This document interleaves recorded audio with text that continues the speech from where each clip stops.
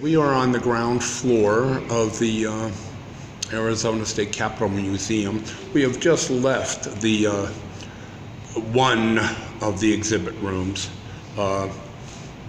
dedicated to the USS Arizona. And this whole wing seems to be devoted to servicemen and veterans in Arizona.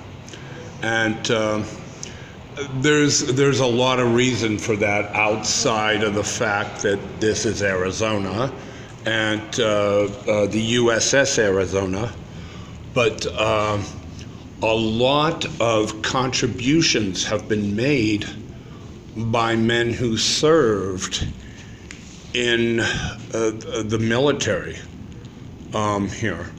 A lot of famous people in Arizona, from Arizona, served in the military. Okay, Cesar Chavez served in the Navy. I didn't know that until I visited this museum and found, his records here as a service member in the U.S. Navy. Okay. Others less notable, governors like Mecum served in the military. Okay, Burton Barr, here is a guy who the library has been named after. He served in the U.S. Army. Okay. Mind you, a lot of these guys came back to Arizona, like Mecum, certainly like Chavez, and continued service to the state and the people of it. Okay. Here you go with John Howard Pyle. Okay. Now, okay.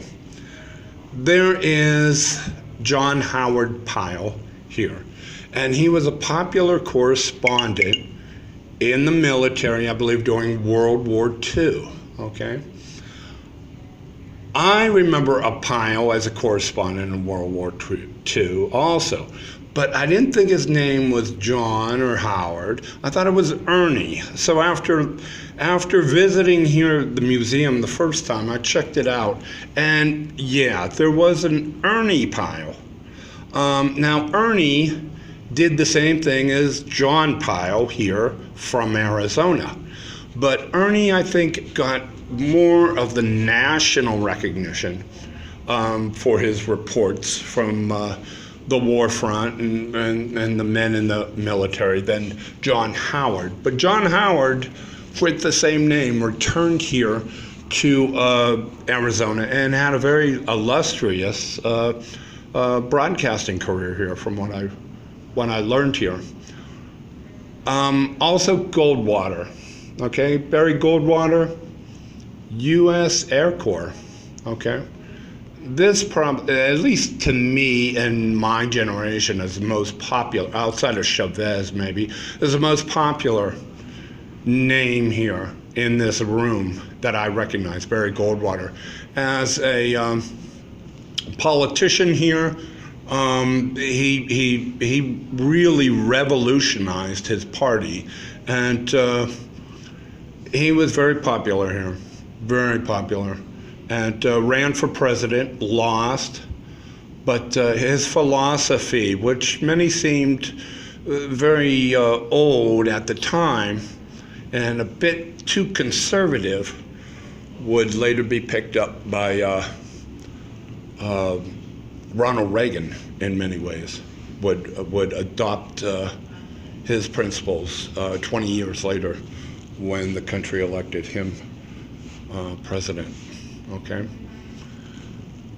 So here are the famous guys in